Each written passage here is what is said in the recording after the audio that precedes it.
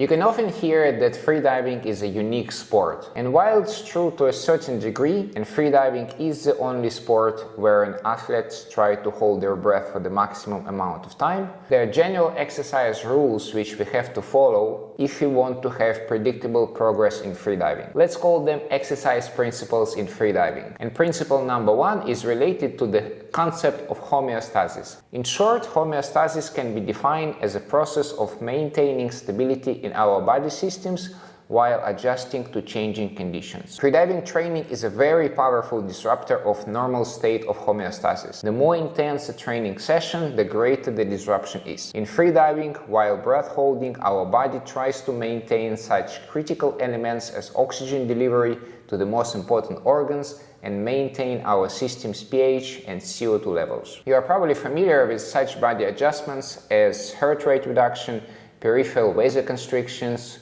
cerebral vasodilation, or spleen contractions, which happens during the breath hold. Principle number 2 is progressive overload. If you continuously overload the system, it will respond and adapt. If you are a beginner freediver, you probably can improve your results by just simply stop being afraid of holding your breath. You can hold your breath for only a minute when you try it for the first time, but a few days later you can hold it for 2 minutes or even longer. But after a while your progression will slow down and eventually stop unless you can start progressively overloading your system. It means training variables should increase, such as breath hold time, distance, depth, or frequency of training sessions. You can also progressively overload the system by reducing recovery time between the breath holds. This is what we do when we train CO2 tables for static or dynamic apnea. With such changes, you could expect training stimulus and as a result increases in your performance. For example, one of the long-term or chronic adaptation can be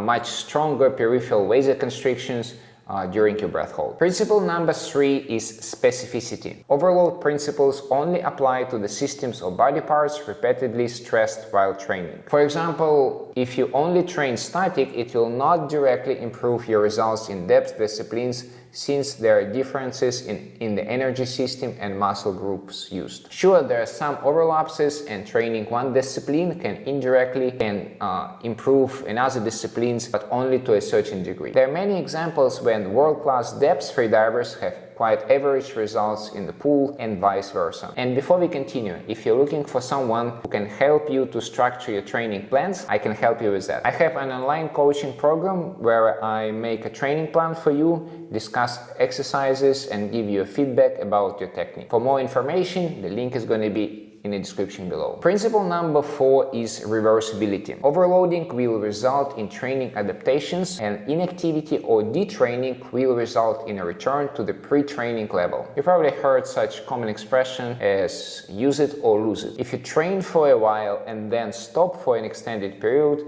some of your gains will disappear. But here is a trick. It doesn't mean that your breath hold time, distance or depth will go to the level of absolute beginner. Let me explain why. Let's say today you do dynamic apnea for the first time and from the first attempt you do 25 meters. After training for 6 months you improved it to, let's say, 100 meters and then stop for 3 months. After this break you will still be able to do 50 meters on the first day. If you're asking why, well, there are a few reasons. You improve your technique and not scared to hold your breath anymore, and you are not freaking out when your contractions start. So if you lose your training adaptation entirely, you will still be able to do significantly more compared to a beginner freediver.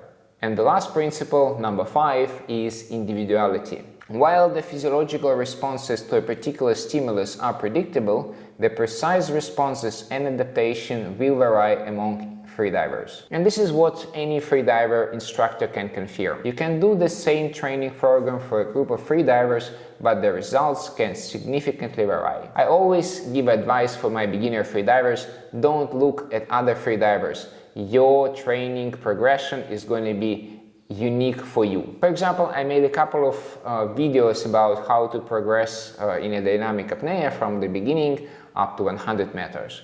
And while the principle which I discuss in these videos are true for everyone, the progression can take absolutely different amount of time for different freedivers.